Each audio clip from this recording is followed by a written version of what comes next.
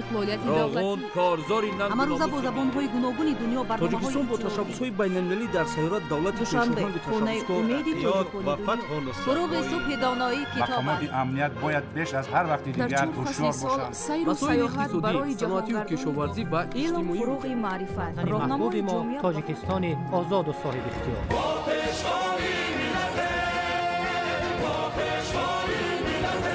دوست باشید، اتفاق باشید، شکرانه همین دولت کنید، شکرانه همین سرزمین کنید، شکرانه کنید که چنین وطن عزیز و محبوب دارید.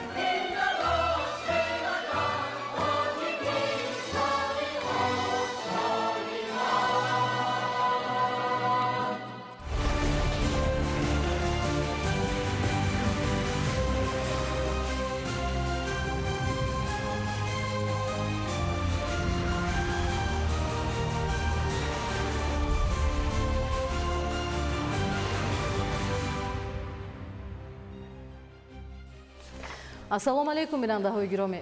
нашри муфассали барномаи иттилооти ахборот мустақиман аз телевизиони тоҷикистон манзуратон мегардонем. имрӯз таҳти раёсати президенти ҷумҳурии тоҷикистон пешвои миллат раиси ҳукумати кишвар муҳтарам эмомалӣ раҳмон ҷиҳати дақиқ муайян намудани оқибатҳои заминҷунбӣ дар ноҳияҳои рашту тоҷикобод, бартарафсозии онҳо ва баррасии дигар масъалаҳои муҳим маҷлиси ғайринавбатии ҳукумати ҷумҳурии тоҷикистон баргузор шуд. гузориш дар ин хусус. 17 апрел таҳти раёсати президенти ҷумҳурии тоҷикистон пешвои миллат раиси ҳукумати кишвар муҳтарам эмомалӣ раҳмон маҷлиси ғайринавбатии ҳукумати ҷумҳурии тоҷикистон баргузор гардид. дар маҷлис ки бо иштироки аъзои ҳукумат, роҳбарони мақомоти дахлдор ва раисони ноҳияҳои рашту тоҷикобод ҷараён гирифт, масъалаи дақиқ муайян намудани оқибатҳои заминҷунбӣ дар ноҳияҳои рашту тоҷикобод ва бартарафсозии онҳо баррасӣ шуд. президенти кишвар муҳтарам эмомалӣ раҳмон таъкид доштанд ки ҳадаф аз баргузор кардани маҷлиси ғайринавбатии ҳукумати ҷумҳурии тоҷикистон ҳар чиз зудтар бартараф намудани оқибатҳои заминҷунбӣ, дастгирӣ ва расондани кӯмаки ҳаматарафа ба аҳолии осебдида мебошад.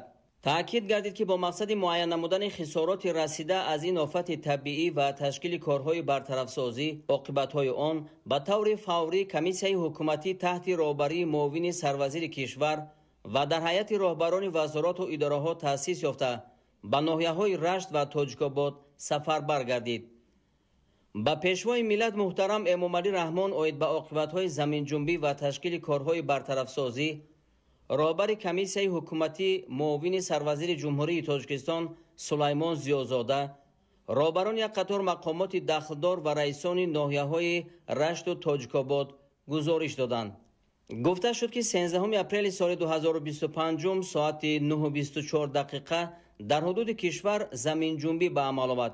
маркази он дар масофаи 160 километр дуртар аз шаҳри душанбе ва 21 километр аз ноҳияи рашт буда, қувваи заминҷунбӣ дар маркази он 5-6 балл, дар ҳудуди минтақаи рашт 4-5 балл ва дар шаҳри душанбе 3 баллро ташкил дод. худи ҳамон рӯз се ҳолати дигари заминҷунбӣ дар минтақаи мазкур бо қувваи камтар ба қайд гирифта шуд. тибқи маълумот дар ноҳияҳои мазкур дар маҷмӯъ 65 хонаи истиқоматӣ пурра ва 193 хона қисман вайрон шуда, ба 150 хонаи дигар осеби сабук ва ба 193 иншооти ёрирасон зарар расидааст. аз ҷумла як беморхонаи минтақавӣ, 2 бунгоҳи тиббӣ, 8 иншооти муассисаи таҳсилоти миёнаи умумӣ ва дигар иншоот зарар дидааст.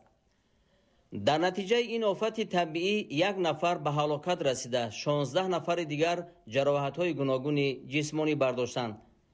ба сарвари давлат иттилоъ дода шуд ки корҳо оид ба дақиқ намудани ҳаҷми пурраи хисорот идома дорад.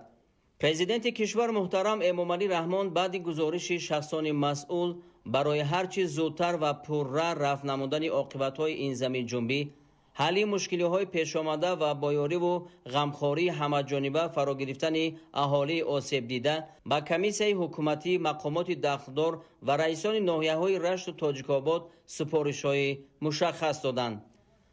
аз ҷумла комиссияи ҳукуматӣ ва ситодҳои ноҳиявии рашту тоҷикобод вазифадор гардиданд ки оид ба муайян намудани хисороти расида аз заминҷунбӣ, ташкили корҳои бартарафсозӣ ва дар муҳлати кӯтоҳ пурра бартараф намудани оқибатҳои офати табиӣ фавран чораҳои зарурӣ андешанд. мақомоти иҷроияи ҳокимияти давлатии ноҳияҳои Рашт ва Тоҷикобод ва дигар сохторҳои марбута аз роҳбари давлат супориш гирифтанд ки ҳаҷм ва маблағи зарари расидаро бо дар назардошти рӯйхати оилаҳои хонаҳояшон пурраву қисман вайрон шуда ва дигар бинову иншооти зарардида фавран муайян намоянд. ҳамчунин дастур дода шуд ки шахсони масъул дар асоси ҳуҷҷатҳои тасдиқгардидаи комиссияҳо оид ба ҳолатҳои фавқулодаи ноҳияҳои Рашту Тоҷикобод рӯйхати аниқшудаи оилаҳои зарардидаро барои расондани кӯмакҳои яквақтаинаи моддӣ пешниҳод намоянд.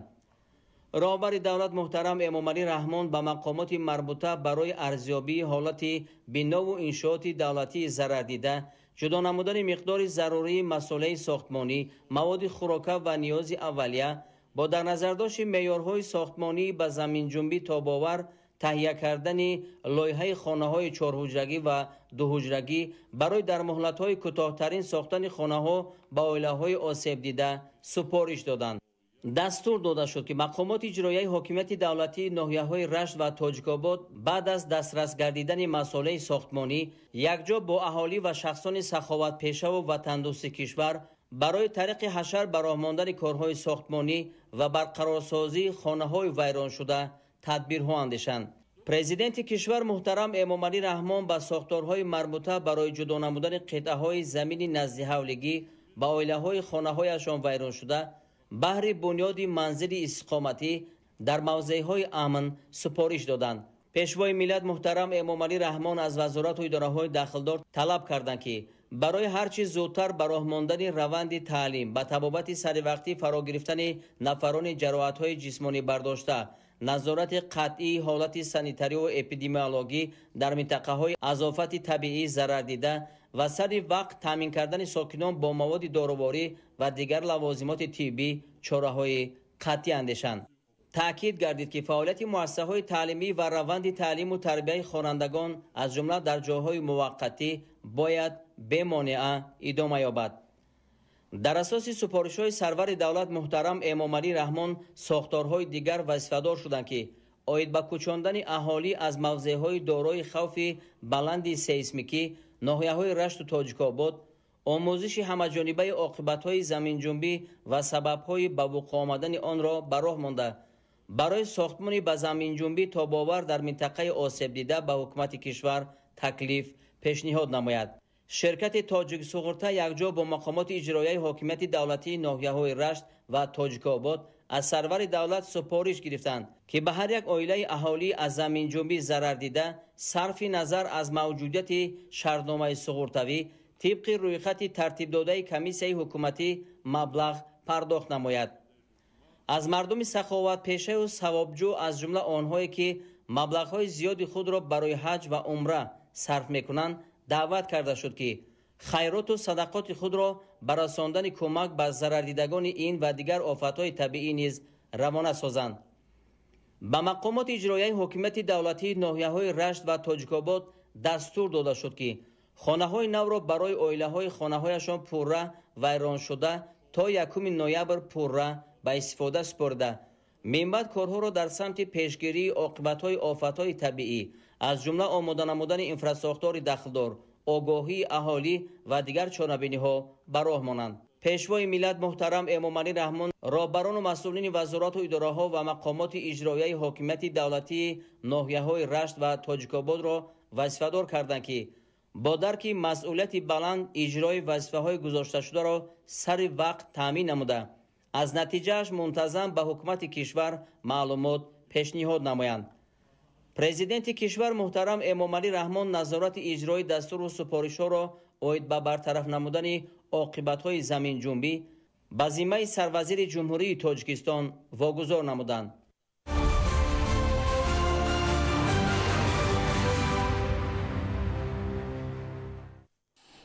17 апрел با مقصد اشتراک در جلسه نوبتی شورا و جلسه 58 پلنری اسامبله بین پارلمنتی اتحاد دولت‌های مستقل رئیس مجلس ملی مجلس عالی جمهوری تاجیکستان رئیس شهر دوشنبه محترم رستم امامعلی وارد شهر سنت پتربورگ فدراسیای روسیه شدند.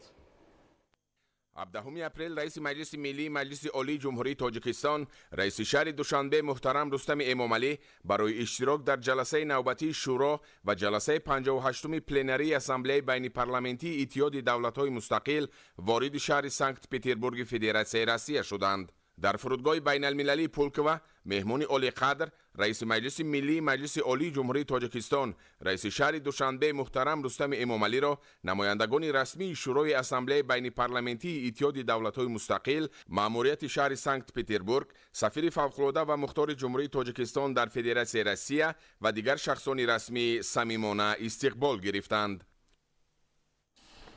17 اپریل در حوشه جلسه شورا و جلسه 58 پلنری اسامبله بین پارلمنتی دولت‌های اشتراکچی اتحاد دولت‌های مستقل در شهر سنت پتربورگ رئیس مجلس ملی مجلس عالی جمهوری تاجیکستان رئیس شهر دوشنبه محترم رستم امامعلی با رئیس اسامبله بین پارلمنتی دولت‌های اشتراکچی اتحاد دولت‌های مستقل رئیس شورای فدراسیای مجلس فدرالی فدراسیای روسیه محترم والنتینا ماتویینکو ملاقات نمودند. در ملاقات وضع کنونی و دورنمای مناسبت‌های همکاری استراتژی و همپیمانی تاجیکستان و روسیه که در رشد و توسعه منتظم آنها تلاش‌های مشترک سران دو دولت نقش کلیدی دارند بررسی گردید.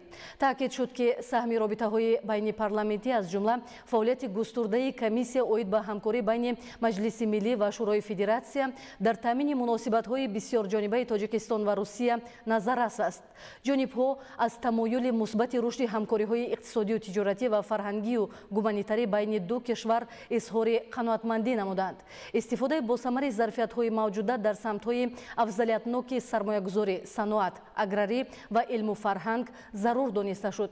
در واخر جانب‌ها عاید به مسائل دیگر روزنامه بین المللی و منطقوی تبادل افکار نمودند. امروز در دایره سفر کاری خود در شهر سنت پتربورگ فدراسیای روسیه رئیس مجلس ملی مجلس عالی جمهوری تاجیکستان رئیس شهر دوشنبه محترم رستم امامعلی با رئیس سنات عالی مجلس جمهوری ازبکستان تنزیلا نربایeva ملاقات نمودند. ضمن واخر جانب‌ها وضع امروزه و دورنمای مناسبت‌های همکاری استراتژی و همپیمانی تاجیکستان و ازبکستان را که در زمینه اعتماد و باوری متقابله رشد و توسعه می‌یابند بررسی کردند. امضای عهدنامه بین دو کشور درباره مناسبت‌های همپیمانی رویدادی مهم تاریخی ارزیابی شد. هر دو جانب از توسعه بمیلان روابط بین پارلمنتی مجلس ملی و سنات عالی مجلس اظهار قناعتمندی نمودند. جانب‌ها بر رشد با سرعت مناسبت‌های دو دولت در ساحه‌های مختلف همکاری توجه ظاهر کرده گسترش منبع رابطه‌های تجارتی و اقتصادی و فرهنگی و گومانیتاری را مهم شمردند. در ادامه صحبت دایر به مسائل‌های عمده منطقوی و بین المللی تبادل افکار انجام داده شد. امروز در شهر سنت پتربورگ جلسه نوبتی شورای اسامبله بین پارلمنتی دولت‌های اشتراکچی اتحاد دولت‌های مستقل برگزار گردید که در آن رئیس مجلس ملی مجلس عالی جمهوری تاجیکستان رئیس شهر دوشنبه محترم رستم امامعلی اشتراک و سخنرانی نمودند. در جلسه مذکور اینچنین رئیس اسامبله بین پارلمنتی دولت‌های اشتراکچی اتحاد دولت‌های مستقل رئیس شورای فدراسیای مجلس فدرالی فدراسیای روسیه والنتینا ماتویینکو و راهبران پارلمنت ها و هیئت های پارلمنتی دولت های اشتراکچی اتحاد دولت های مستقل شرکت ورزیدند. طبق روزنامه در شورای اسامبله بین پارلمنتی دولت های اشتراکچی اتحاد دولت های مستقل مسئله ها را دایر به جنببست فعالیت شورای اسامبله بین پارلمنتی در سال 2024 تشکیل مشاهده های انتخابات در حدود دولت های اشتراکچی اتحاد دولت های مستقل همکاری کشورهای سازمان عاید به تحکیم امنیت نزد سرحدی در مرزهای بیرونی و دیگر مسائل جاری مورد بررسی قرار داده شدند. ضمن سخنرانی خود رئیس مجلس ملی مجلس عالی جمهوری تاجیکستان رئیس شهر دوشنبه محترم رستم امامعلی اوید به نتیجه های انتخابات پارلمانتی در جمهوری تاجیکستان ابراز نظر کرده از کار مشاهدان بین المللی اسامبله بین پارلمانتی دولت های اشتراکچی اتحادیه دولت های مستقل اظهار قناعتمندی نمودند. 17 اپریل سروزیر مملکت قاهر رسولزاده با معاون بین المللی و همکاری های منطقوی معاون یکم پرزیدنت جمهوری اسلامی ایران علی نجفی خوشرودی ملاقات نمودند. در واخوری وضع و دورنمای همکاری گوناگون جنبه جمهوری تاجیکستان و جمهوری اسلامی ایران مورد بررسی قرار گرفته طرفها برگزاری جلسه کمیسیه مشترک کشورها عاید به همکاری تجارتی و اقتصادی، تکنیکی و فرهنگی را در سال روان ادامه منطقی هوسمندی دو جانب در رشد و توسعه بیشتر رابطه ها ارزیابی کردند. قاهر رسولزاده ضمن سخنرانی از رشد و تقویت رابطه های دوستانه و متقابلا سودمند جمهوری تاجیکستان با جمهوری اسلامی ایران یادآور شده تاکید نمودند که اقتدار و ظرفیت های دو کشور برای گسترش همکاری ها در ساحه گردشگری نیز قابل توجهند و در این سمت پیشروی ها به نظر می رسند. در این ضمن از لغو نظام روابط بین کشورها یاد کرده شد که بر رشد ساحه سیاحی مساعدت می نماید. جانبها با توسعه همکاری ها در ساحه انرژتیک، نفت و گاز، حمل و نقل بین المللی، کشاورزی و دیگر سمت ها توجه کرده بر رشد همکاری ها در ساحه های سیاست، اقتصاد، تجارت، تندرستی و علم و فرهنگ هوسمندی خویش را ابراز داشتند. اظهار باور کرده شد که همکاری های سودمند بین دو کشور با توسعه بیشتر رابطه ها در همه ساحه ها زمینه مساعد فراهم خواهد آورد. بیننده های عزیز یادآور می شویم که 15 اپریل در اساس دستور و سپارش پرزیدنت جمهوری تاجیکستان پیشوای ملت محترم امامعلی رحمان در دایره تدبیرهای عالی بشردوستانه تطبیق سیاست اجتماعی دولت و سهمگذاری در حل مشکلات و عاقبت‌های آفت طبیعی در منطقه رشت کاروان ماشین‌های پربار برای مردم از زمین لرزه ضرر دیده ناحیه‌های رشت و تاجیک‌آباد سفربر گردیده بود. 17 اپریل کاروان ماشین‌ها که در آنها اساساً مصالح ساختمان و دیگر لوازمات ضروری بود به منطقه رشت رسید. گزارش در این خصوص. کاروان ماشین‌ها برای ضرردیدگان زمین لرزه ناحیه‌های رشت و تاجیک‌آباد در پرتو غمخوری‌های بشردوستانه پرزیدنت جمهوری تاجیکستان پیشوای ملت محترم امامعلی رحمان مصالح ساختمانی آوردند تا اینکه با انجام کارهای لایحه‌کشی و جدا کردن قطعه زمین برای ساکنان از آفت ضرر دیده ناحیه‌های ذکر گردیده خانه‌های استقامتی وابسته به شرایط محل بنیاد کرده شوند. مینادوری صمیمی خویش را با اساسگذاری صلح و وحدت ملی پیشوای معظم ملت پرزیدنت جمهوری تاجیکستان محترم امامعلی رحمان میرسانیم که کمک‌های نوبتی پیشوای معظم ملت محترم امامعلی رحمان بر ناحیه رشت از نمود مسائل ساختمانی، خوراک و اشیاء روزگار دسترس شدند و مردم ناحیه رشت هیچگاه خود را تنها نمی‌دانند زیرا پرزیدنت جمهوری تاجیکستان محترم امامعلی رحمان در پهلوی آنها هست. با مقصد پورا فرا گرفتن عائله‌های ضرر دیده از آفت طبیعی با کمک‌های پرزیدنت جمهوری تاجیکستان محترم امامعلی رحمان در ناحیه‌های رشت و تاجیک‌آباد ستاد برطرف‌سازی عاقبت‌های آفت طبیعی از حساب راهبران وزارت و اداره‌های جمهوری و مقامات اجرایی حکومت دولتی تحت راهبری معاون سروزیر جمهوری تاجیکستان سلیمان زیازاده فعالیت داشته به هر یک عائله کمک‌های پیش‌بینی شده را در محل زیستشان رسانیده ایستادند که ساکنان برای این غمخوری‌ها عرض منتداری بیان داشتند. در واخوری با نمایندگان وزارت و اداره‌های جمهوری و راهبران تشکیلات و مؤسسه‌های ناحیه رشت معاون سروزیر جمهوری قید نمودند که با معین شدن حجم خسارات باید خانه‌های استقامتی شهروندان ضرر دیده ناحیه‌های رشت و تاجیک‌آباد وابسته به شرایط محل در جایهای بی‌خوف و جوابگو به طلبات معیارهای ساختمانی بنیاد کرده شوند تا اهالی از انشاءات بنیاد شده سالهای طولانی استفاده نمایند. زیرا برای بنیاد منزل‌های استقامتی اهالی از آفت ضرر دیده به قدر کافی مصالح ساختمانی و دیگر واسطه‌های ضروری پورا دسترس گردیده است то иншоот дар асоси лоиҳаи ягона ва хусифат сохта ба истифода дода шаванд.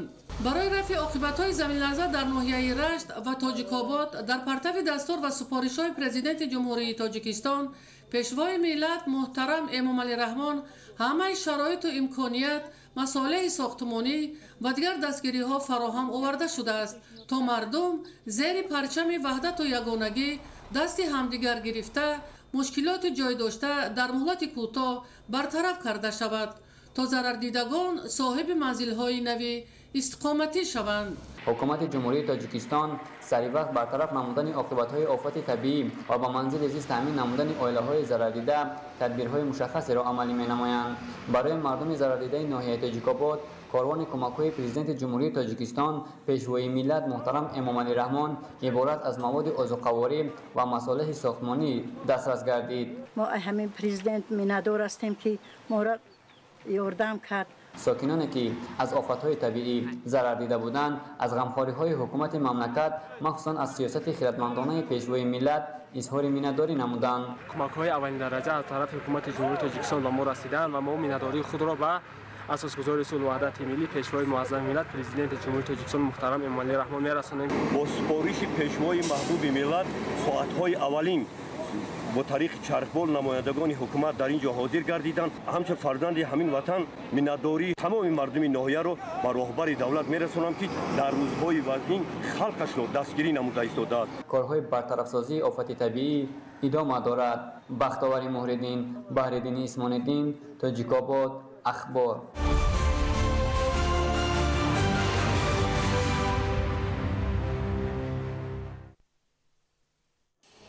давоми чанд соли охир бо ташаббусҳои созандаи президенти ҷумҳурии тоҷикистон пешвои миллат муҳтарам эмомалӣ раҳмон ва талошҳои пайгиронаи раиси маҷлиси миллии маҷлиси олии ҷумҳурии тоҷикистон раиси шаҳри душанбе муҳтарам рустами эмомалӣ пойтахти мамлакат ба як шаҳри зебову замонавӣ ва дорои инфрасохтори комили кору хизматрасонӣ табдил ёфтааст.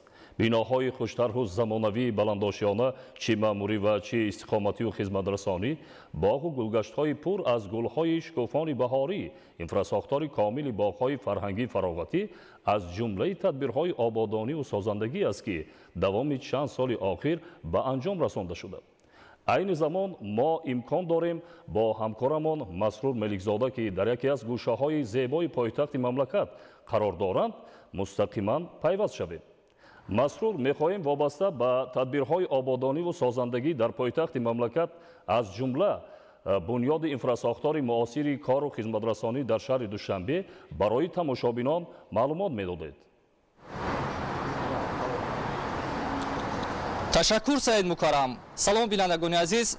воқеан ҳам миллати тоҷик дар дарозои тарихи ҳастии худ ба бунёди даҳҳо ва садҳо шаҳрҳои мутараққӣ дастёб гардида буд ки харобаҳои онҳо то кунун ҳайрати аҳли башар ва бахоса мардуми ки ба таҳқиқу пажӯҳиши илми таърих машғуланд барангехтааст. исботи миллати тамаддунофару шаҳрсоз будани мардуми тоҷик дар замони муосир ҳамин шаҳри муҷаллову гулбадомону пероставу оростаи шаҳри душанбе аст ки воқеан ҳам нақши дил дар пайкари миллатро мебозад. 14 октябри соли 1924 як шаҳраки хурде маркази маъмурии тоҷикон интихоб гардид ва он шаҳрак марҳила ба марҳила бо талошу ташаббусҳову ҷонисориҳои фарзандони бедору огаҳу фарзонаи миллати тоҷик то ин рӯз рушд кард. вале марҳилаи аз ҳама рушди босубот, ин ҳама нусратёрӣ, ин ҳама шукуфоиву тараққиёти хуб оламгири пойтахти азизамон шаҳри душанбе маҳз дар замони соҳибистиқлолии мамлакат бо талошҳои созандаи пешвои муаззами миллат муҳтарам эмомалӣ раҳмон ва андешаҳои бисёр зебову иқдомҳои созандаву бунёдкоронаи раиси шаҳри душанбе муҳтарам рустами эмомалӣ ба ин қадар шукуфоиву нусратёриву ободиҳои хуб беохир дастёб гардид. дар ҳамин замина айни ҳол мо имкон дорем бо доктори илмҳои таърих, профессор, директори пажӯҳишгоҳи идоракунии давлатӣ ва хизмати давлатии академияи идоракунии давлатии назди президенти ҷумҳурии тоҷикистон устод Баҳриддин Ализода ҳам суҳбат шавем.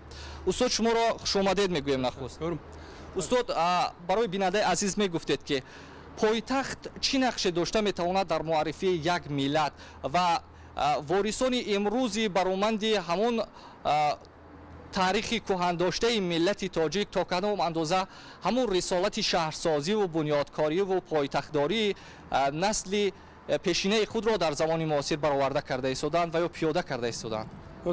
تشکر زیاد. واقعا درست قید کردید که ملت تاجیک و عموما مردم آریاتوار از ازل از قدیم بنیادکار بودن، سازنده بودن، شهرساز بودن و اینجا البته مثال آورده میتونیم هم پرسیپولی که پایتخت هخامنشیان بود زیاده از 200 سال، یا تایسفونی که پایتخت اشکانیان بعد پایتخت ساسانیان بود زیاده از 700 سال و من بعد مثلا همین شهرهای بلخ و بخارا و سمرقند به صفت مرکزهای مأموری و پایتخت وجود داشتند.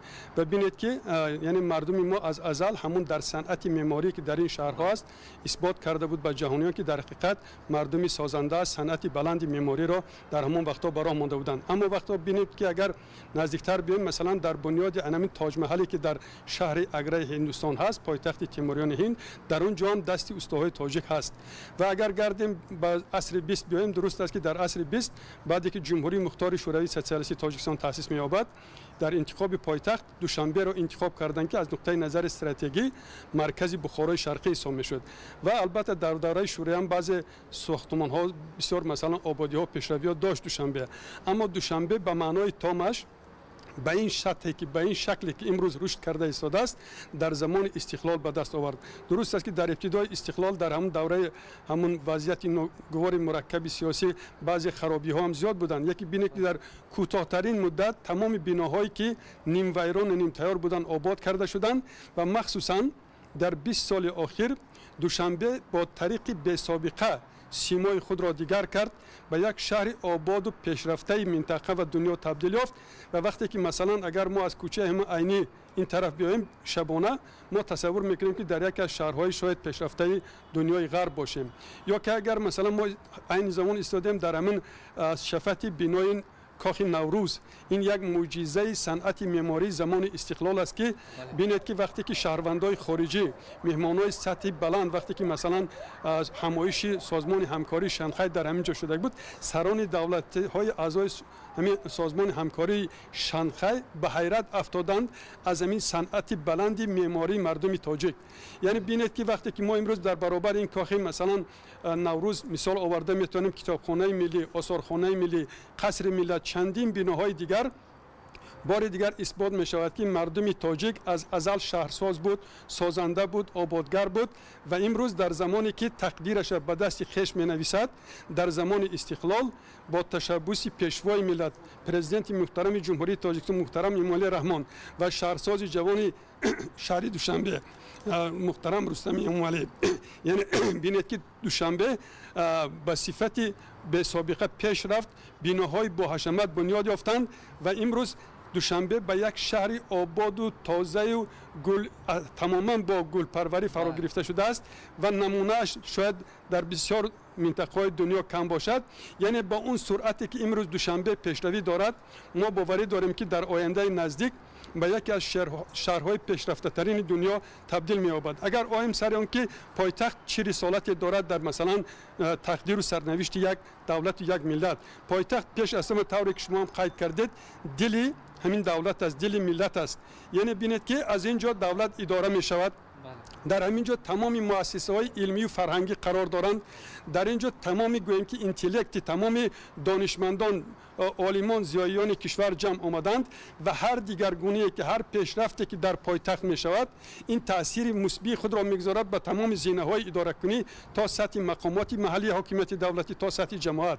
یعنی ما گفتم میتونیم که دوشنبه امروز به صفت یک شهر آباد و پیشرفته، به صفت یک پایتخت دولت صاحب استقلال تاجیکستان واقعا در اتحاد ملت، در رشد پیشرفت جامعه، در پیشرفت اقتصادی اجتماعی تاجیکستان نقش کلیدی دارد و باشد که با انمون سروری پیشوای ملت و شهردار جوان دوشنبه رئیس مجلس ملی مجلس عالی جمهوری تاجیکستان دوشنبه به صفت پایتخت تاجیکستان در آینده به پیشرفته ترین و بزرگترین شهر منطقه و دنیا تبدیل یابد. استاد می گفتید که اکنون نزد هر یک فرد خودشناس و خودآگاه ملت تاجیک بخصوص همین ساکنان پایتخت عزیزم و شهر دوشنبه چی وظیفه ها چی مسئولیت قرار دارد تا این آبادی ها را تا این همه سرسبزی و شکوفایی ها را مثل گوهره که چشم نگاه بدارند، چون اینجا آینه ملت است.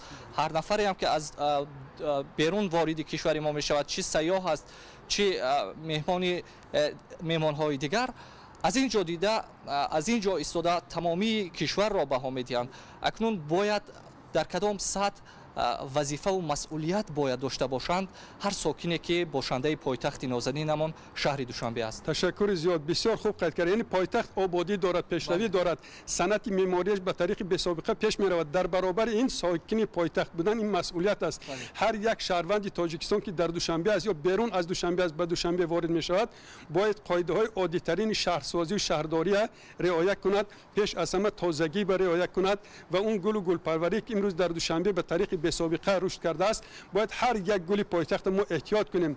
یعنی پایتخت داری و شهرداری بسیار مسئولیت بلند است و وظیفه هر یک شهروند تاجیکستان پیش از همه هر یک ساکن پایتخت است که هر یک بوته و هر یک گلی و هر یک درختی و احتیاط کنه. هر یک بنایی که ساخته شده است اون را به صفت یک مالکیت بزرگ ملی احتیاط کند. یعنی در حقیقت در نزد مردم یک مسئولیت بلندی هست که باید در آبادی و در سرسبزی پایتخت تاجیکستان سهمگذار باشند و هر چیزی که امروز ساخته شده است بنیاد شده است وجود دارد اون را همچون گوهرک چشم احتیاط کنند. یک کم اوید به اونی که امروز دوشنبه قلب تاجیکستان عزیز ما مرکزی همایش های بزرگ فرهنگی اقتصادی سیاسی قرار گرفته است و چون نماینده های کلیدی دولت های خارج به اینجا می بیایند برای حضور در این گونه چاره‌بینی های سطح بلند، البته که این پیشرفت و این ترقیات و این مدنیت و این آبادی هایی که امروز نصیب پایتخت عزیز ما شده است با اطراف و اکناف عالم میبرند. از دوشنبه میگویند میخواستم مهمیت همین گونه چاره‌بینی های بزرگی که پیشارو نیز ما داریم، یک کنفرانس بزرگی که در ماه آینده در خصوص حفظ پریخ‌ها دایر می شود، وابسته به این نکته بسیار خوب قید کرده که وقتی که ما پایتخت میگوییم دوشنبه یک شهر بزرگ میگیم، هر روز به پایتخت صدها هزارها آدمای از خارج دولت وارد میشوند و در اینجا چاره‌بینی‌های سطح بلند بین المللی چندین مراتب دایر شدند. یعنی پایتخت در این سمت معرفی‌گر تاریخ و فرهنگ ملت است. وقتی که شهروند خارجی یا که مهمان‌های سطح عالی در چاره‌بینی‌های سطح بین المللی اینجا وارد میشوند، از رفت پیشرفت ترقیات تاجیکستان آگاهی می‌یابند، از خدمت‌رسانی مردم تاجیک آگاه میشوند، از مناسبت مردم اتیکه مردم آگاه میشوند. یعنی همین راکتی ما مردم معرفی میکنیم. پایتخت معرفی‌گری تمامی مردم تاجیک، فرهنگ تاجیک و تاریخ زیاده از 5000 ساله تاجیکان است که دوشنبه امروز به صفت یک پایتخت دولت مستقل تمام عنعنه‌های دولتداری ما، شهرداری ما و دولتداری ما و حفظ فرهنگ ما برای تمام جهانیان معرفی میکند. یعنی این معرفی‌گری در حقیقت تاریخ و فرهنگ و ملت تاجیک است. سلامت باشید بینندگان عزیز. یادآور میشویم که دکتر علم‌های تاریخ پروفسور بهرالدین علیزاده بودند در صحبت ما. استاد یک جوان تشکر. و بینندگان عزیز واقعا هم امیدواریم که ترقیات و نصرت و جلای پایتخت عزیزمان که در چند سال اخیر با تشبث و ابتکارات رئیس شهر دوشنبه محترم رستم امامعلی در شکل بسیار زیبا و مجلا خوب امروز معرفی‌گری یا همون پیام صلح و ثبات و امنیت و ترقیات تاجیکان را به گوش جهانیان میرساند، باز هم آبادتر و مسئولیت پذیری هر یک باشنده شهر دوشنبه از این آبادی ها باز هم بیشتر میگردد و در گرد سیاست در اطراف همین سیاست بابرار پیشوای معظم ملت محترم امامعلی رحمان و سازندگی های بسیار هم زیبای رئیس شهر دوشنبه محترم رستم امامعلی مردم اتفاق میشوند و باز هم سرجم میشوند و این آبادی و نصرت یاری و شکوه دوشنبه را باز هم افزون خواهند گردانید. بینندگان عزیز یادآور میشویم که پخش مستقیم ما بود از یکی از گوشه های بسیار هم زیبا و دلفریب شهر دوشنبه که منظور شما گردانیدیم. همکاران تشکر مسرور. بینندگان گرامی یادآور میشویم که با ما در تماس مستقیم قرار داشتند همکارمان مسرور ملکزاده. барномаи ахборро идома медиҳем. Бахшида ба рӯзи пойтахт ба ғолибони озмунҳои фаннӣ ва гирандагони стипендияи президентӣ хатсайри сайёҳӣ ташкил карда шуд, ки дар доираи он иштирокдорон аз мавзеъҳои сайёҳии шаҳри Душанбе дидан карданд. гузориши Шаҳзоди Идибек. имрӯз бо ташаббуси мақомоти иҷроии ҳокимияти давлатии шаҳри Душанбе бахшида ба рӯзи пойтахт барои ғолибони озмунҳои фанӣ ва гирандагони стипендияи президентӣ хатсайри сайёҳӣ ташкил карда шуд. дар доираи хатсайр аз ҷониби роҳбаладон вобаста ба имконияти сайёҳии шаҳри Душанбе маълумоти муфассал пешниҳод гардид. хатсайри сайёҳӣ аз назди муҷассамаи шоҳи Исмоили Сомонӣ оғоз гардид. нахуст хонандагон аз маҷмаи Истиқлол дидан карданд. маврид ба зикр аст, ки яке аз иншооти муҳташам ва сайёҳии пойтахти мамлакат майдони Истиқлол маҳсуб меёбад.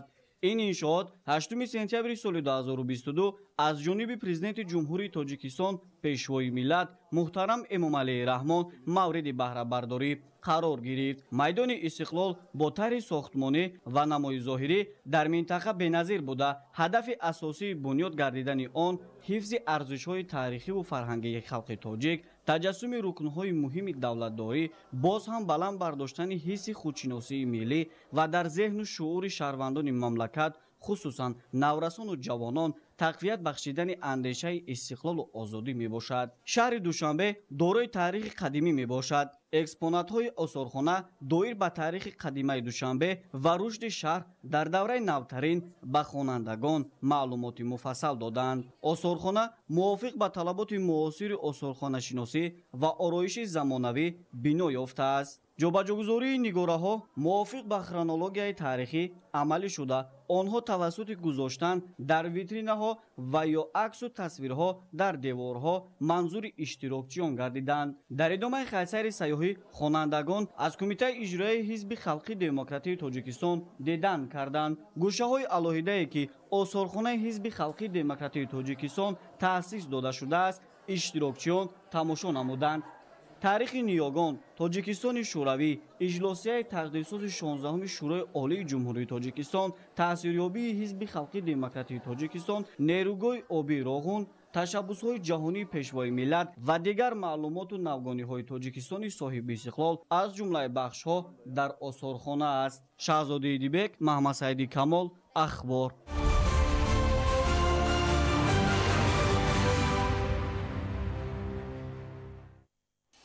чун дигар шаҳру ноҳияҳои мамлакат, симои шаҳри Кӯлоб низ дар раванди татбиқи ҳадафҳои созанда дар доираи таҷлили ҷашни 35-солагии истиқлоли давлатӣ зебову назарабо гардида истодааст. кормандони касбу кори гуногун ва соҳибкорон дар вусъати корҳои ободонӣ ва сабзу хӯрамгардонии шаҳр саҳм мегузоранд. муфассал дар гузориши Олим Носирзода. дар заминаи тақвият бахшидани ободониву бунёдкориҳо ба муносибати истиқболи сазовор аз ҷашни 35-солагии истиқлолияти давлатӣ дар шаҳри Кӯлоб бо ташаббуси мақомоти иҷроияи ҳокимияти давлатӣ дар асоси нақшачорабиниҳои таҳия гардида тадбирҳои сабзу хӯрамгардонӣ мунтазам амалӣ карда мешавад. бо татбиқи чунин ҳадафҳо айни замон ин шаҳри бостонӣ симои куллан дигаргунро соҳиб гардида, муҳити боғу гулгаштҳо, шафати роҳҳои мошингузар, атрофи ташкилоту муассисаҳо, хонаҳои истиқоматӣ, кӯчаву маҳаллаҳо ва хиёбонҳои шаҳр бо шинонидан гулу бутаҳои нодиру гуногунранги ороишӣ ва ниҳолони ҳамешасабзу сояафкан боз ҳам зеботару назарабо шуда, барои сайру фароғати сокинону меҳмонон ва ҷалби сайёҳон беҳтарин имкониятро фароҳам овардааст. ҳоло барои сайру тамошо ва баҳрабардорӣ аз муассисаҳои фарҳангӣ, гаштугузор дар кӯчаҳои шаҳр, махсусан ҷиҳати истифодаи самаранок аз имкониятҳои мавҷудаи фароғатӣ, ҳам дар ҳолати рӯзона ва ҳам шабона тамоми шароити зарурӣ фароҳам мебошад. сокинон бо ифтихору шукргузорӣ аз даврони соҳибистиқлолии кишвар бо азму ниятҳои неку созанда фаъолият ва зиндагии осоишта доранд. барои таъмини чунин фазои фараҳбахшу зебогиҳои муҳити шаҳр, саҳми кормандони муассисаи давлатии корхонаи фаръию кабудизоркунӣ назаррас мебошад. дар доираи амалисозии чунин ҳадафҳои созанда, масъулони муассисаи мазкур шуруъ аз аввали мавсими ҷории ниҳолшинонӣ тадбирҳои амалии сабзу хӯрамгардониро идома бахшида, парвариши гулҳои гуногунрангу ороишӣ ва ниҳолони ҳамешасабзро дар парваришгоҳи муассиса ба таври мунтазам роҳандозӣ намуда, ҳангоми зарурат тамоми мавзеъҳои шаҳрро сарсабзу гулпӯш менамоянд. бештари кормандони муассисаро ки ба парвариши гулу бутаҳо машғуланд занон ташкил медиҳанд ва бо заҳмату фаъолияти самарабахши худ дар нашъунамои ниҳолон ва таъмини ободониҳо саҳми назаррас доранд. шаҳри бостони кӯло барои рушди соҳаи сайёҳӣ ва ҷалби сайёҳон дорои имкониятҳои фаровон аст ва дар партави дастуру супоришҳои бевоситаи роҳбари давлат ва дастгириҳои рӯзафзуни ҳукумати мамлакат дар ин самт то рафт шароит беҳтар гардида дастовардҳо низ афзуда истодаанд. дар натиҷаи дастгириҳои пайвастаи ҳукумати ҷумҳурии тоҷикистон ва ташаббускориҳои мақомоти иҷроияи ҳокимияти давлатӣ дар шаҳри кӯлоб давра ба давра амалисозии тадбирҳои ободониву созандагиҳо бештар гардида сатҳи некӯаҳволии сокинон низ ба маротиб беҳтар гашта истодааст. олим носирзода, хуршеди нодирхон, шаҳри кӯлоб, ахбор.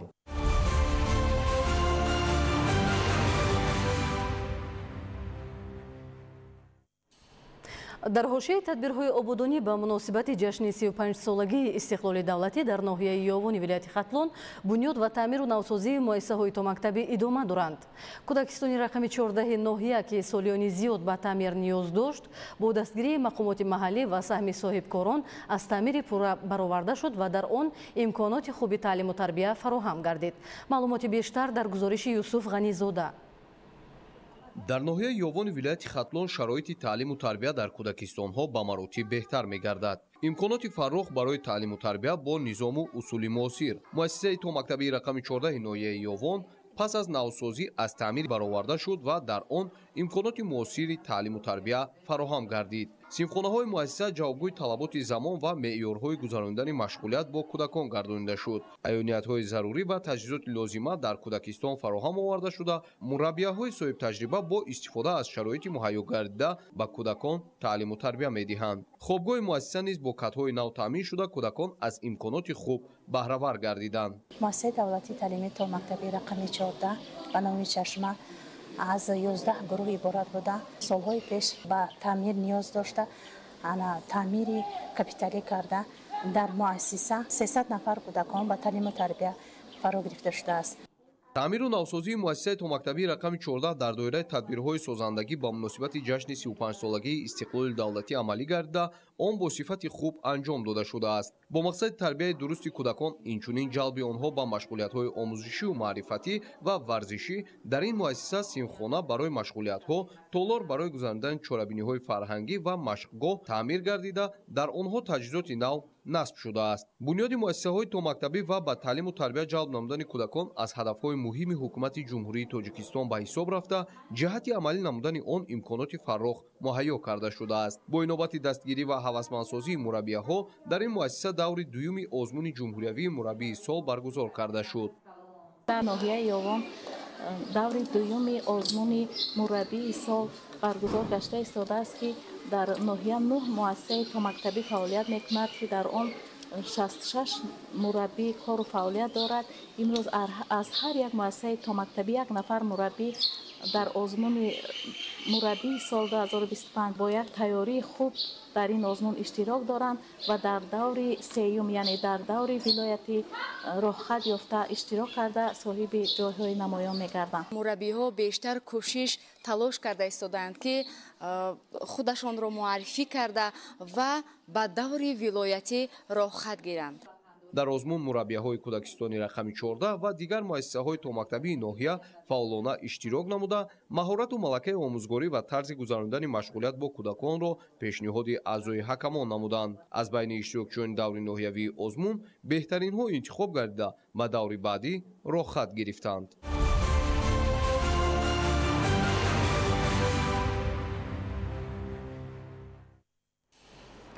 вусати корҳои созандагӣ ба муносибати 35-солагии истиқлоли давлатӣ дар ноҳияи Вахш. дар ин ноҳия таъмиру азнавсозӣ ва бунёди зиёда аз 250 иншооти таъиноти гуногун ба нақша гирифта шудааст ки марҳила ба марҳила мавриди баҳрабардорӣ қарор дода мешавад. аз раванди корҳои созандагӣ дар ин гӯшаи диёр исмоил соҳибназарён ва мусои нурмуҳаммад гузориш медиҳанд. давоми якчанд соли охир анҷоми корҳои созандагӣ ва бунёди даҳҳо иншооти гуногун таъинот дар ҷамоати шаҳраку деҳоти ноҳияи Вахш дар самти ҳалли масъалаҳои иҷтимоиву истеҳсолӣ, хизматрасонӣ ва дар маҷмӯъ барои беҳдошти сатҳу сифати рӯзгори сокинон мусоидат намуда истодааст. ساکنان ناحیه وخش در سمت سازندگی تجربه خوب داشته در دایره تجلیل سزاوار از جشن 35 سالگی استقلالیت دولتی تصمیم دارند که از حساب مبلغ‌های بودجتی و حصه ارزنده صاحبکاران محلی بیش از 250 انشاءات گوناگون تعینات را ساخته مورد استفاده قرار دهند که در برابر تامین اینفراساختار محل و مهیا گردیدن شرایط مساعد کار و روزگار همزمان صدها نفر با جای کاری تامین می‌گردند. در برابر وسعت کارهای سازندگی در انشاءات بنیاد شونده جشنی همزمان بهر تقویت اینفراساختار محل اقدامهای زیاد آبادانی در سمت تعمیر و از نوسازی راه و پلهای ماشینگذر در همه جماعت شهرک و دهات ناحیه با مرام ادامه داشته در این کار سهم اهل جماعتچگی مهم ارزیابی می‌گردد. زیرا ساکنان ابراز می‌نمایند که محض پایداری استقلال دولتی و صلح و آسایشتگی باعث رشد و پیشرفت تمام سمت و ساحه‌های خواجگی خلق مملکت بخصوص ساکنان ناحیه وخش گردیده است و آنها توسط مهنت نتیجه بخش و انجام اقدام‌های سازنده به زندگی شایسته نائل گردیده ایستادند. امروزها روند باثبات کارهای آبادانی و سازندگی در بنا و انشاءات ساخته شونده معموری، استحصالی، معیشی و سودا و خدمترسانی همچنین چراغانکنی و فراهم گردانیدن شرایط مناسب استراحت و فراغت ساکنان و مهمانان در مرکزهای فرهنگی فراغتی ادامه دارد. در بنیاد انشاءات جشنی در ناحیه وخش در برابر ساحه‌های اجتماعی و خدمترسانی همزمان وابسته به تطبیق یکی از هدف‌های استراتژی حکومت جمهوری تاجیکستان صنعت کنونی با سرعت کشور و سالهای 2022-2026 همچون سالهای رشد صنعت به بنیاد کارگاه و کارخانه‌های نو صنعتی توجه بیشتر ظاهر کرده می‌شود. ساکنان ناحیه وخش با مسئولیت بلند وطنداری ابراز می نمایند که امروز ایام فرا رسیده است که باید هر یک فرد خودآگاه و صاحب وطن پی آبادانی و سازندگی هر یک گوشه میهن سهمگذاری نموده با آباد و نظرربا گردانیدن منزل زیست، کوچه و راهرو، شهر و ناحیه و در مجموع تاجیکستان عزیز جشن 35 سالگی استقلال دولتی را با دستاوردهای بلند در همه جبهه‌ها استقبال نماید. اسماعیل صاحب نظریان، موسی نور محمد، دولت فیض‌الله، ناحیه وخش، اخبار.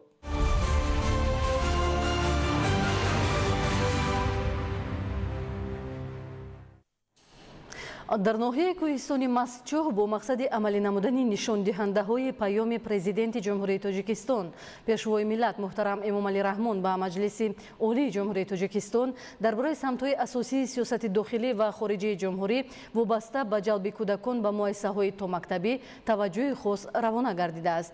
در این زمینه بنیاد کودکستان‌ها با شرایط معاصر به نقشه گرفته شده تا جشن 35 سالگی استقلال دولتی به استفاده داده می‌شوند.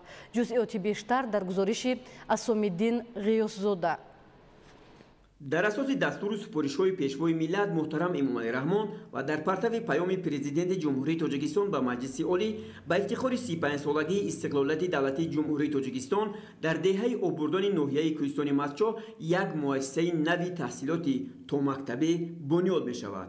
کودکستان نو برای 80 نفر کودک پیشبینی گردیده در مساحت 478 متر مربع ساخته خواهد شد. طبق معلومات مسئولان این مؤسسه دو شانه بوده 8 صنفخانه برای تعلیم و تربیت کودکان پیشبینی شده است. این زمان کارهای ساختمانی در انشاءات مذکور ادامه دارند و انتظار می رود که تا جشن بزرگ ملی مورد استفاده قرار گیرد. قابل ذکر است که در سال 2012 این جانب در دهه آبادان کودکستان موجوده فعالیت دارد. در آن 15 نفر کارمند فعالیت می نمایند و 40 کودک تعلیم و تربیت می گیرند. اما با نظر داشت افزایش شماره کودکان و محدود بودن امکانیت‌ها احتیاج به مؤسسه نوی معاصر به میان آمد. همچنین سال 2014 در دهه پس‌قو ناحیه کوهستان مستچوه با تشبث مقامات اجرایی محلی حکومت دولتی یک مؤسسه تا مکتبی برای 40 کودک بنیاد گردیده بود.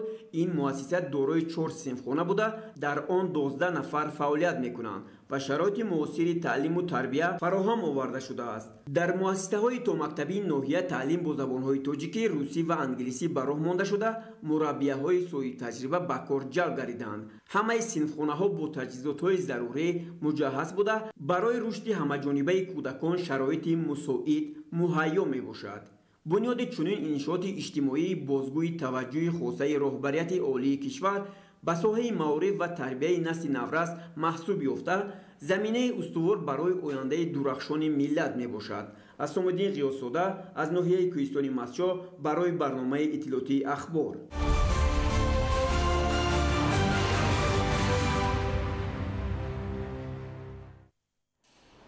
امروز در شهر دوشنبه جلسه استراتژی گروه ارزیابی فوری و هماهنگسازی حالت‌های فوق‌العاده با اشتراک وسیع شریکان رشد برگزار گردید. در این خصوص دلشاد حکیمزاده گزارش می‌دهد. در جلسه استراتژی گروه ارزیابی فوری و هماهنگسازی حالت‌های فوق‌العاده معاون سروزیر جمهوری تاجیکستان سلیمان زیازاده، رهبریت کمیته حالت‌های فوق‌العاده و مدافع گردنی نمایندگان شریکان رشد اشتراک و برآمد نمودند. مسئله‌های بررسی شونده جلسه را بلند برداشتن استواری و کاهش آسیب‌پذیری از آفت‌های طبیعی، تصدیق نقشه حالت‌های فوق‌العاده بین اداروی برای سیل و آبخیزی، تهیه سیستم اداره‌کنی گئوفیزیکی برای کاهش دادن آفت‌ها و گروه ارزیابی فوری و هماهنگسازی حالت‌های فوق‌العاده آید به ارزیابی و اداره‌کنی اطلاعات، گروه کاری بین اداروی پول نقد، تشبوس آگاهسازی بر محل برای همه را در بر گرفت. گفته شد که تاجیکستان در گروه ارزیابی فوری و هماهنگسازی حالت‌های فوق‌العاده و کاهش آفت‌های طبیعی اشتراکی فعال دارد، چون که آفت‌های طبیعی به محل‌های اهالی‌نشین تاثیر منفی رسانیده، باعث فوت آدمان، خرابشوی اینفراساختور می‌شوند و برای رشد منبع اجتماعی و اقتصادی کشور مانع ایجاد می‌کنند. امروز در مملکت استراتژی ملی رشد جمهوری تاجیکستان آید به پس کردن خوف آفت‌های طبیعی برای سال‌های 2019-2030 مورد عمل قرار دارد که هدف آن پس کردن خوف جای داشته و پیشگیری خوف نوع آفت‌های طبیعی بر اساس تحکیم اقتدار ملی آید به اداره‌کنی خوف آفت‌های طبیعی میباشد. از این رو عملی‌گردی آن به پس کردن خوف آفت‌های طبیعی زمینه میگذارد. دلشاد حکیمزاده، زین‌الدین جبارزاده، اخبار.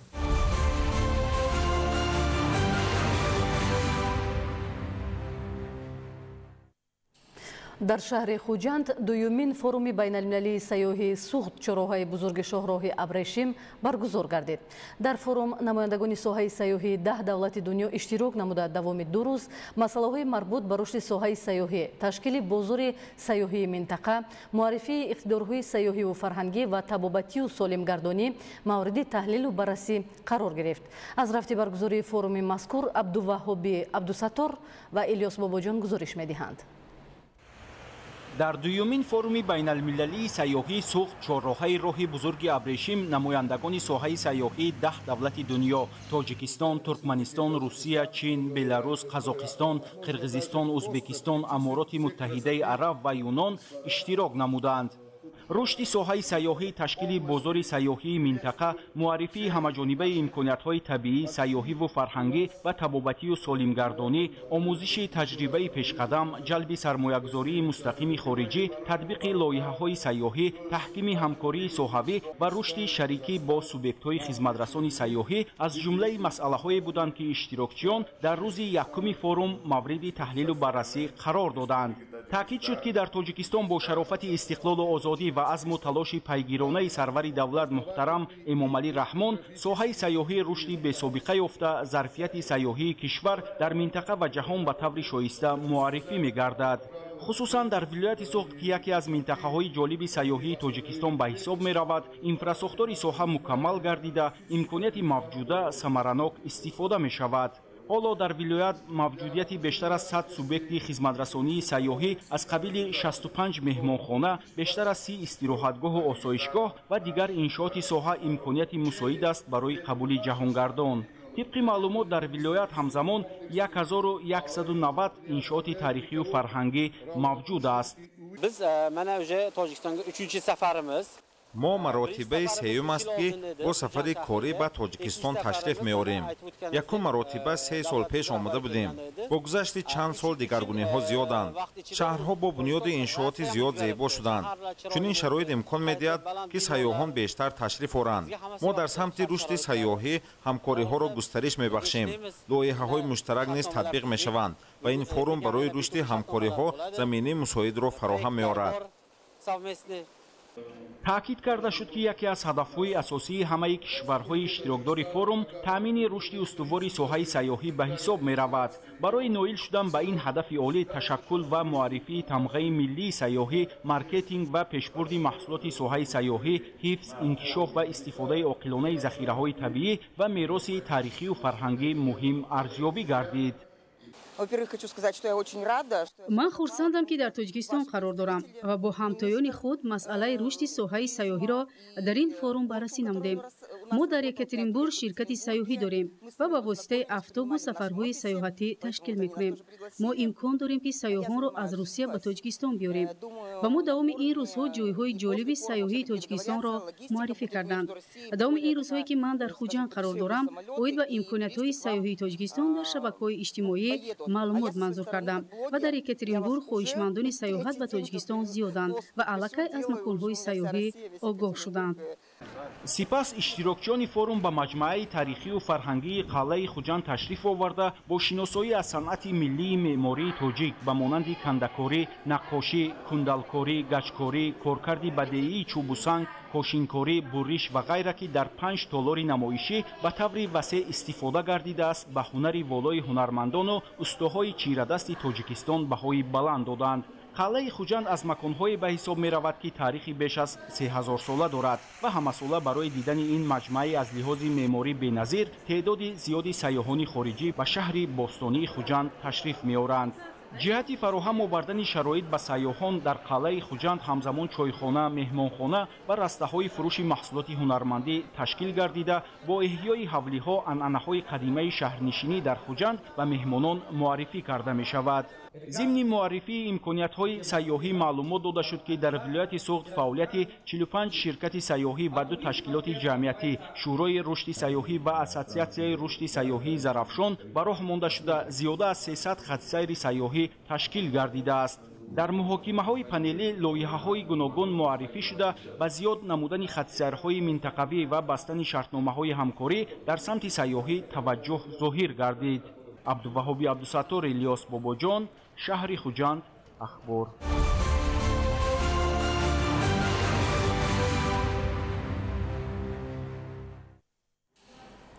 طبق اطلاع به دست آمده مساحت زمین‌های تعیینات کشاورزی در جمهوری نزدیک 7 میلیون گکتار را تشکیل می‌دهد که از این زمین‌های کارمی آبی بیش از 680 هزار گکتار را در بر می‌گیرد.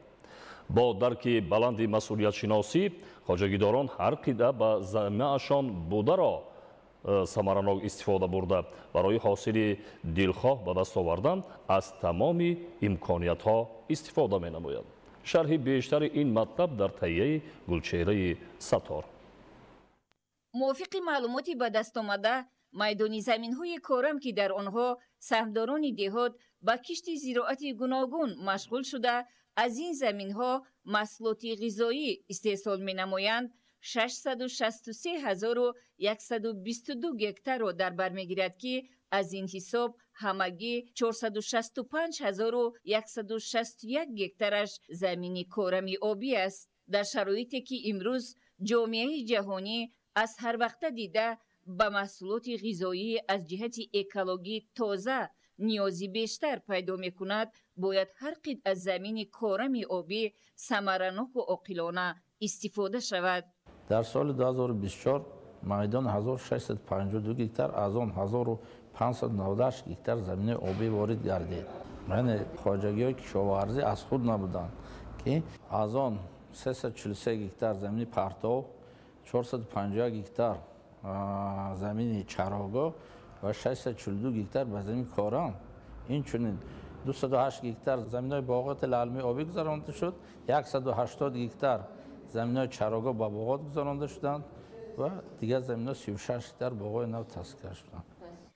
مقدار زمین‌های کارمی آبی در جمهوری همگی 465,161 گکتار و شماره اهالی باشد زیاده از 10 میلیون نفر است و موافق معلومات آماری به سر هر یک آدم همگی 0.6 ساتیخ زمین کارمی آبی راست می آید. همه ساله با مقصد تامین طلبات بازار استعمالی در اساس دستورالسپارشی حکومت مملکت جهتی کم کردن وابستگی بازار استعمالی از محصولات وارداتی دورنمای صنعتی کشاورزی برای سالهای داخلدار قبول کرده میشه. از جمله در سال 2025 نیز دورنمای ساختار کشاورزی از جانب حکومت مملکت تصدیق و برای اجرا با مقامات اجرایی حکومت دولتی ولایت‌ها و شهرهای جمهوری ارسال کرده شده است و طبق دورنما قریب که گذراندن کشتی زراعت‌های تکنیکی اگر بگیم در میدان 214,000 گکتار، از آن قریب نزدیک 187,000 گکتار کشتی پخته، نزدیک 40,000 گکتار کارتوشکا، قریب 22,000 گکتار سبزیجات، از آن 17,000 گکتار پیاز در بخش خودجای جمعیت دهقانی و دیگر زراعت‌ها در نظر داشته شده. در شرایط مرکب جهانی امروز یگانه راهی تامین سبد استعمالی و قانع ساختن طلبات اهالی مملکت با غذای سالم این استفاده با ثمر ذخیره‌های طبیعی از جمله آب و زمین است. موافق معیارهای توصیوی فیزیولوژی استعمالی محصولات عضوقواری که با قرار حکومت جمهوری به هر سری اهالی تصدیق شده است، محصولات نانی و لوبیایی در یک سال 147.7 کیلوگرم، گوشت و محصولات گوشتی 40.8 کیلوگرم، سبزیجات و پولیزی ها 166.1، میوه و بوته میوه 124 کیلوگرم، کارتوشکا باشد 92 کیلوگرم را تشکیل می دهد. ما امروز در جمهوری تاجیکستان امکانیت داریم که میدانی مثلا باغات را تا 800,000 گکتار رسانیم و استحصال انگور را به 1 میلیون تن، زردآلو را به 1 تا 3 میلیون تن، یعنی ما تا 4 میلیون تن امکانیت داریم که در آینده همین نمودی محصولات را زیاد کنیم. مثلا ما اگر میوه‌جات را زیاد کنیم صادرات کنیم، از مبلغی و گندم وارد میکنیم، یعنی که گندمی که در تاجیکستان استحصال میشه، این گندم صفت مثال استعمالیش خیلی پست است، کلیکاوینش پست‌تره، برای اینکه جمهوری تاجیکستان اقلیمش گرم است، تاثیر میرساند، برای رویاندن همین صفتش پس میشه. ما این امکانات رو داریم. امروز وقتی آن رسیده است که با راه‌های اینواسیونی پرورش زراعت نشاندادهای استحصالی را بلند برداشته با افزایش محصولات خوش‌صفتی از جهت اکولوژی تازه وطنی، راه واردات همه گونه مواد غذایی را گیریم و اهالی خود را با محصولات خوش‌صفت تامین نماییم. از اطلاعی به دست آمده برمی آید که غیر از سبزیجات و میوه‌جات باید دیگر محصولات را از بیرون نیز وارد سازیم. امروز با مقصد نگاه داشتن استواری بازار استعمالی کشور برای کندن اشیاء زنجیره تامینات بازار استعمالی با محصولات اساسی غذایی، یعنی 4 زراعت اساسی است که تحت توجه به واسطه رهبر دولت قرار دارد و برای همین هم همه کشاورزان مملکت کوشش دارند که دورنمای 4 زراعت اساسی یعنی پخته، کارتوشکا، پیاز و سبزی که تحت توجه حکومت مملکت قرار دارد و از اجرایش این دورنما یعنی نتیجه گیری کرده می شود. به این خاطر هم کشاورزان مملکت سعی کوشش دارند که همین دورنمایی که از جانب حکومت تصدیق کرده است آن را با یک سطح صفتی بلند اجرا نموده در تامین بازار استعمالی مملکت سهم خود را گذارند. با استفاده از 300 روز آفتابی و اقلیم موافق، گرفتن 3-4 حاصل در یک سال از زمین‌های پرقیمت آبی، بلندگردانیدن محصولناکی باغ و تاکزار، ثمره بخش استفاده نمودن قطعه‌های زمین نزد حولگی، تشکیل گرمخانه‌ها، ذخیره محصولات در سردخانه‌ها، در این برابر تنها مهنت صافدلانه و دلگرمی به هر کف خاک حاصلخیزی وطن زمینه وسیع فراهم می‌سازد که ما بازارهای داخلی را با محصولات خودی تامین، ارزش اصلی محصولات را کاهش، نرخ همه گونه مواد غذایی را به کیسه خریدار موافق گردانیده برای صادرات و فایده بیشتر و رسیدن به یکی از هدفهای اساسی حکومت جمهوری امنیت غذایی تلاشی بیشتر نماییم.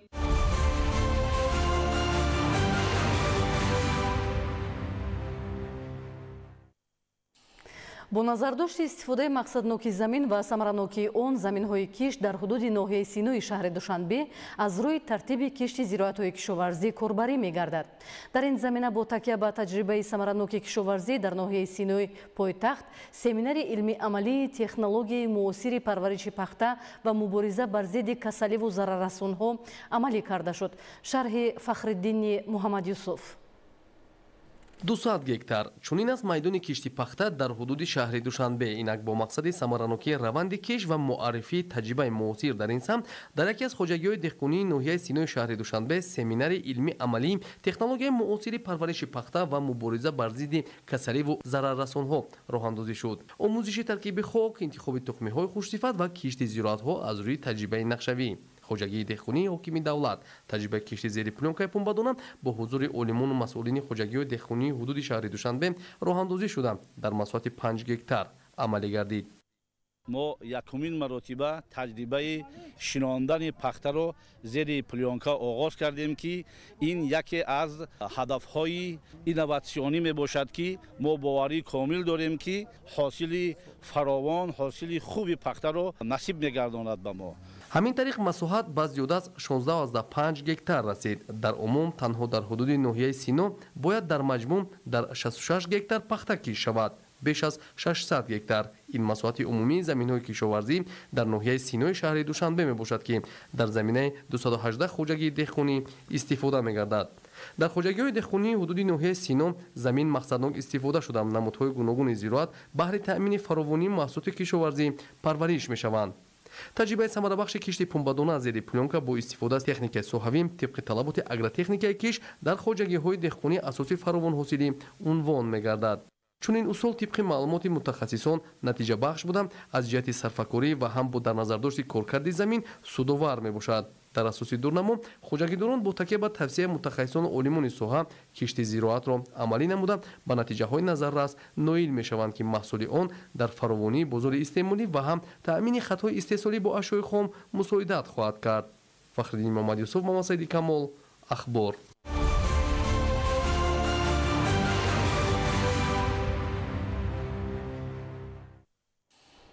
имсол кишоварзони шаҳри ваҳдат тибқи дурнамо дар майдони 350 гектар кишти пунбадона гузарониданд. давоми 3 рӯз мешавад ки хоҷагидорон кишти ин зироати техникиро оғоз намуда то имрӯз дар майдони 50 гектар пунбадона киш карданд. Маҳмадалӣ Абдукарим ва Шаҳбоз Ғуломзода дар ин хусус маълумоти бештар медиҳанд. давоми 2 рӯз мешавад ки дар заминҳои корами обии самдорони хоҷагиҳои кишоварзии ҷамоати деҳоти Симиганҷ тавассути техника ва бо истифода аз навъҳои ба иқлим тобовар кишти пунбадона рафта истодааст. тибқи дурнамо дар ҳудуди ҷамоати деҳоти Симиганҷи шаҳри Ваҳдат соли равон дар майдони 30 гектар кишти пахта гузаронида мешавад. барои сари вақт ва дар муҳлати муайян гардида ба сомон расонидани маъракаи кишти пунбадона аз ҷониби мақомоти иҷроияи ҳокимияти давлатии шаҳри Ваҳдат ва кумитаи давлатии идораи замин ва геодезӣ дар шаҳри Ваҳдат мутахассисони варзида ҷалб гардиданд. ҳадафи кишоварзони шаҳри Ваҳдат тибқи дурнамо дар майдони 350 гектар кишти пунбадона гузаронидан мебошад.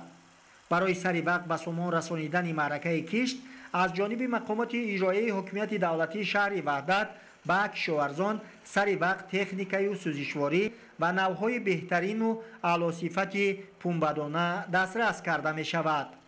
Маҳмадалӣ Абдукарим, Шаҳбоз Ғуломзода, Ваҳдат, Ахбор.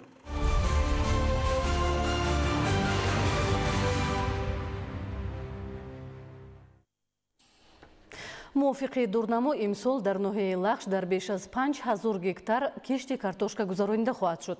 бо ин мақсад дар анборҳои захиравии ноҳия тухми хушсифати картошка захира шуда он давра ба давра дар заминҳои корам кишт карда мешавад. гузориши Дигули Маҳмуд аз ноҳияи Лахш. картошкакорӣ яке аз соҳаи асосӣ ва пешбарандаи иқтисодиёти ноҳияи Лахш ба шумор рафта, соли ҷорӣ дар партави дастур ва супоришҳои президенти ҷумҳурии Тоҷикистон пешвои миллат муҳтарам Эмомалӣ Раҳмон ҷиҳати афзоиши майдони кишт нақшаҳои мукаммал роҳандозӣ шудааст, то бадин васила истеҳсоли нони дуюм боз ҳам зиёд гардида таъмини бозорҳои кишварамон бо маҳсулоти хушсифати маҳаллӣ боз ҳам беҳтару хубтар шавад. дар ноҳия 3300 гектар аз тарафи вазорати кишоварзӣ нақшабандии кишти картошка нақшабандӣ карда шудааст ки айни замон 11150 тонна барои 3300 гектар кишти картошкаи тухмӣ захира карда шудааст. дар анборҳо нигоҳ дошта шудааст.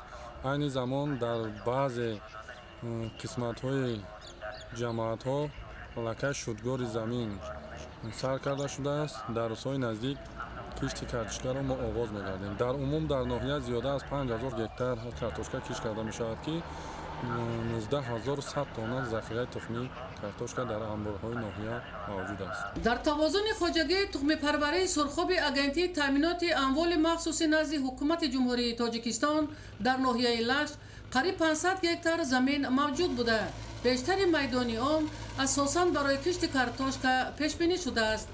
این است که همه ساله برای زیاد نمودن مساحت کشت در انبارها به قدر کافی تخم ذخیره کرده می شود تا در موسم کشت و کار یگان مشکلات ایجاد نشود.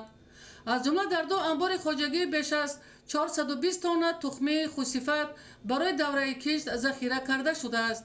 علاقه تکنیک‌های کشاورزی در قطعه‌های موافق به شدگار مشغول می‌باشند تا در روزهای نزدیک اهل زحمت خواجگی به کشت کارتوشکا آغاز نمایند. سال جاری خواجگی‌های کشاورزی ناحیه لخش کشت کارتوشکا را در مساحت 3300 گکتار پیش بینی نمودند. با این مقصد از تیر ماه سال گذشته به قدری بسنده در انبارها تخم ذخیره کردند. سالهای آخر با مقصد رشد ساحه و افزایش تخمی‌های خوصفت به محل مطابق و سرحاصل در پرتو کمک و دستگیری‌های حکومت جمهوری تاجیکستان و برنامه‌های ساحوی تدبیرهای ضروری راه اندازی شده ایستاده است که آن می‌تواند در آینده به تامین خواجگی‌های کارتوشکا کار با تخمی‌های خوصفت زمینه با اعتماد گذارد. با مقصد نگهداری تخمی‌های کارتوشکا در ناحیه لخش تا همین دوره سال جاری ده‌ها انبارهای زمانوی موجود می باشد که در آنها امکانات گنجایش بیش از 20000 تن کارتوشکا موجود می باشد و آن می تواند برای تامین احتیاجات کشاورزان بسنده باشد.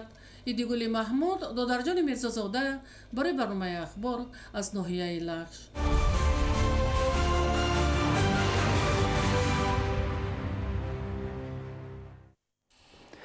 иқтисоди рақамӣ ва сабз ҳамчун илми замони муосир ба рушди иқтисодиёти кишвар таъсири мусбат мерасонад.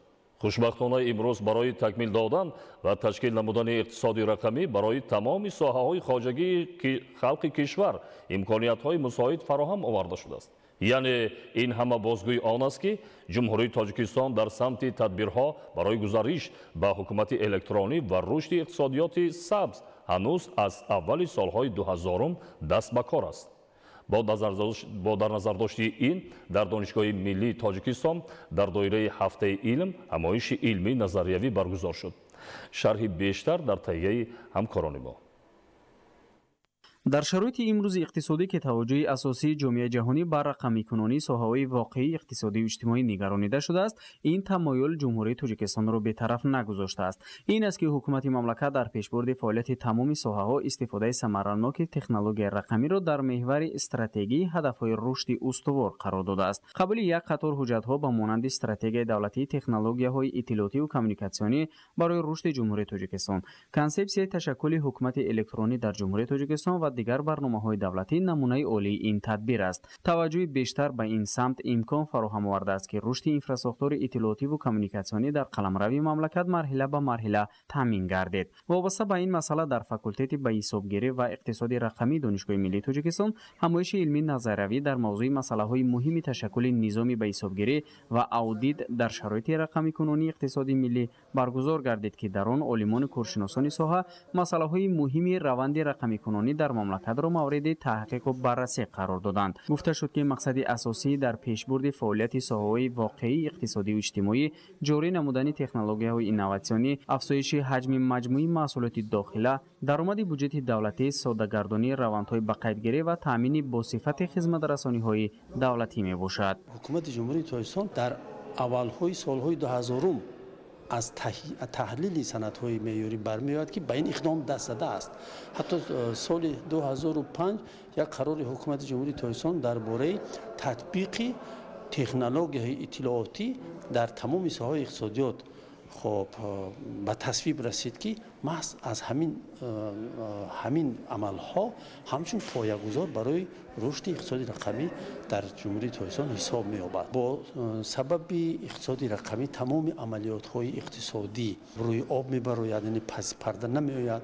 به این واسطه واردات اندازها به بودجه دولت زیاد می‌گردد و در مجموع به طور مستقیم و غیر مستقیم به تمام ساحه‌های اقتصادی و اجتماعی سهمی ارزنده می‌گذارد. قابل ذکر است که رقمی کنونی اقتصادیات ملی در پیشبرد نظام به حسابگیری و اودیت شفافیت کاربری را به میان آورده، امکانیت‌های کارمندان را در اجرای کار و خدمت‌رسانی وسیع می‌نماید. در برابر این دسترسی آنها را به گردش حجت‌های بین اداروی باز هم بهتر نموده فوریت را تامین می‌سازد.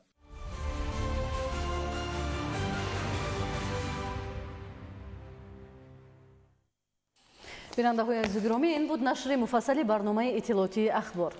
با شما زندگی آباد و آسایش‌تان را تمنا داریم. سلامت باشید.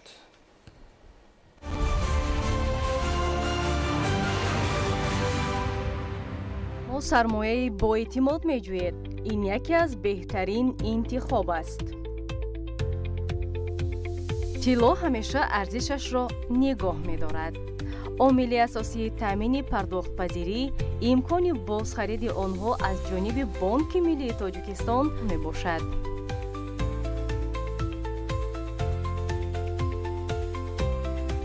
شما می توانید سبیکه‌های طلا را به واسطه از خزینه‌های دستگاه مرکزی و شعبه‌های منطقوی بانک ملی تاجیکستان در شهرهای خوجند، باختر، کولاب، خوروخ، شهرک غرم و تشکیلات‌های قرضی دسترس نمایید.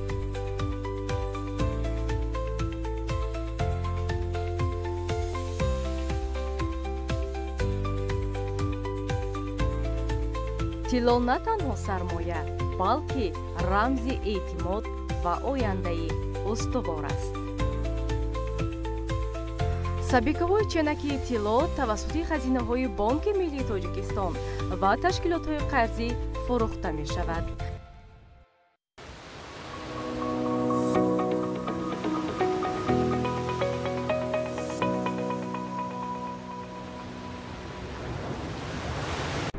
салом беҳрӯз. хуб ҳастӣ? камнамо. саломатият чӣ хел? исто ки саломатии худро кай муоина карда будӣ? накардам. ростӣ вақт ҳам надорам. биё бо ман ба намояндагии ширкатамон медароем ва ба ту маълумот медиҳам дар бораи табобати осон дар туркия. хоб медароем.